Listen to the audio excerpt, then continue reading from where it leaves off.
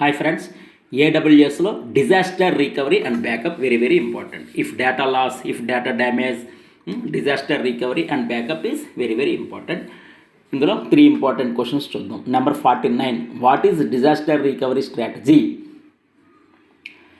ఏం లేదు boss, keyword ఏంటంటే recovering data and maintaining availability. If any data loss, recovering data.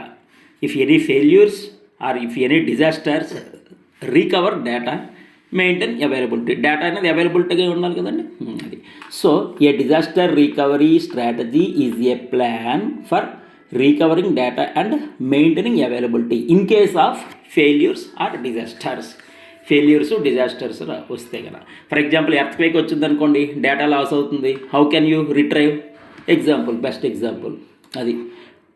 Question number 50, what is AWS backup? Nowadays AWS బ్యాకప్లో important and advantages, great thing ఏంటంటే automatically take backup. Centralised and automate backups. Happy అండి, centralised automate backups.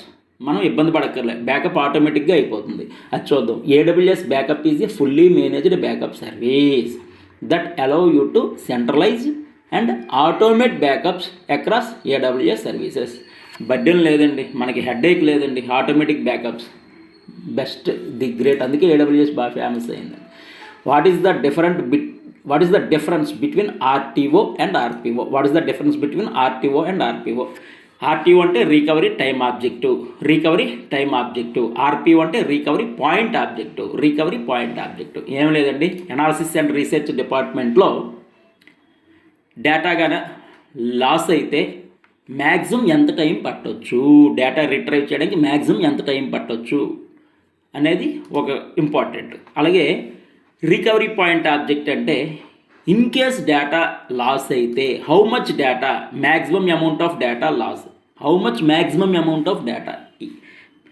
Loss అవ్వచ్చు. For example earthquake వచ్చింది, data పోయింది, data ఎంత loss అవ్వచ్చు అనేది estimate చేయగలగాలి. వాటి గురించిదే.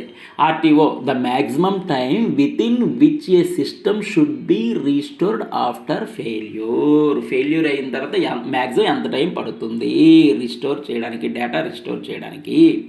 అలాగే RPO, recovery point objective, the maximum amount of data loss acceptable in case of failure. Data loss అయితే కనుక మ్యాక్సిమం ఎంత డేటా లాస్ అవ్వచ్చు, the maximum amount of data loss acceptable in case of failure. అంతేనండి, very simple.